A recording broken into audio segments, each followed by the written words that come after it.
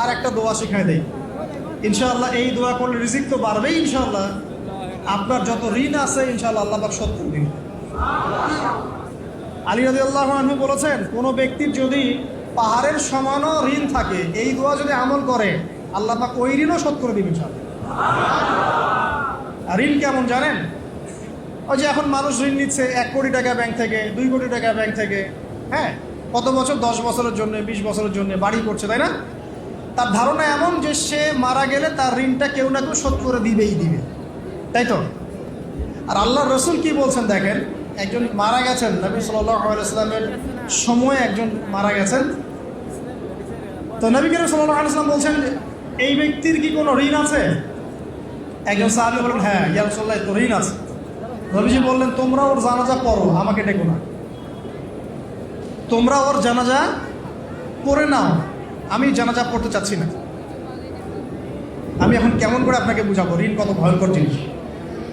আপনি যে ব্যাংক থেকে 3-4 কোটি টাকার লোন নিয়ে রাখছেন, লাখ লাখ টাকা লোন নিয়ে বসে আছেন, দিব্যি সুখে বসে আছেন, এমন চিন্তায় যে আপনার মৌত হবে না।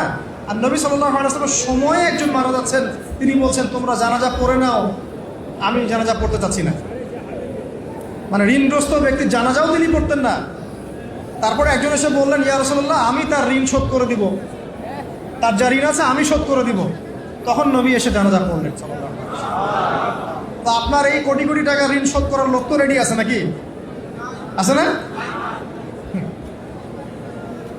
সমস্যা নেই, আপনার জানাজা পড়া হবে। কারণ হুজুরকে আপনি 5,000 টাকা দিবেন, হুজুর জানাজা পড়াই দিবেন, সমস্যা।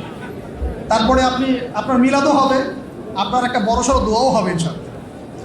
কিন্তু আল্লাহ পাক বলেছেন, শহীদ, আল্লাহর পথে যুদ্ধ করে শহীদ হয়েছে, এই ব্যক্তির আত্মাও ঝুলে থাকে যতক্ষণ পর্যন্ত না তার ঋণটা শোধ করা হয়। এবার বলেন আমি কি বুঝাবো? এই লাইন হইছে বীর, আর কিছু বলতে হবে? আরেও যায়। তো এখন সেই দোয়া শিখাচ্ছি আপনাদেরকে, বুঝছেন?